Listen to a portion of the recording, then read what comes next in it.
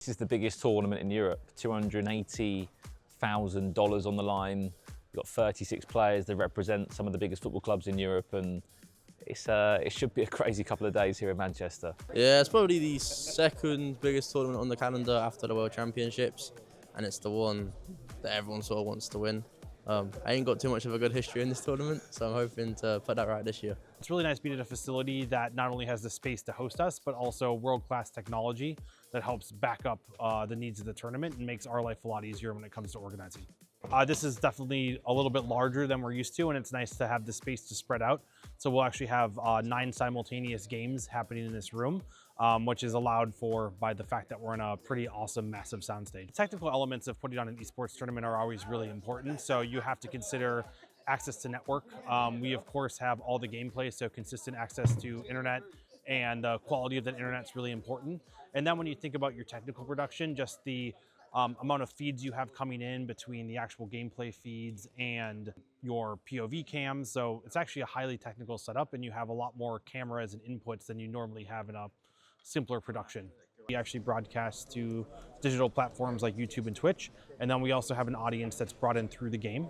So we really are excited about the amount of passion there is for this tournament, and hopefully people really like what we've done this year and tune in.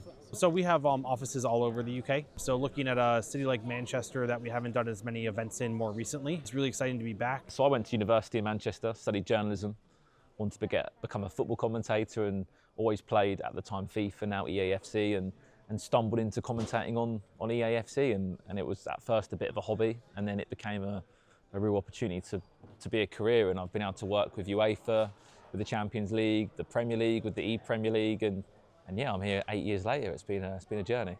And as a caster and a presenter, it's one thing knowing the players. You've also got to know the players on the pitch and how they react. How tough a job is it? An interesting commentary style, because you are combining traditional football knowledge with like a bit of esports gaming sort of knowledge. For example, like we've got icons such as Ruud Gullit that will play on the same team as Mbappe, who now still plays. So there's former players, current players, but there's also certain squad restrictions where you can only use players that are currently active in the Champions League at the moment. So it does get quite unique, and it is quite complicated at times, but I've been doing it for a while now, so I'm quite lucky that I can just get back into the zone of it all. You see the players coming in. Is this the pressure bit for you guys? When does the pressure really hit for you? I think the pressure is always on any broadcast. It's before you go live. So once you know that you're in that first game, or that you transition between the first games and the second games, is when that pressure starts to lift. But I always get a little bit nervous before the first day of a tournament, before the first broadcast, because it's, you can test everything you want, but the pressure is always on when you actually go live.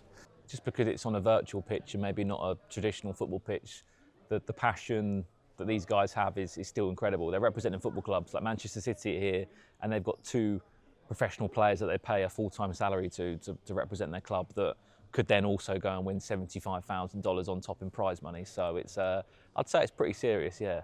Yeah, obviously it's good representing City. You got a whole bunch of people behind you wanting you to win, and putting you in the best position to win. So yeah, it's good to represent a club like City.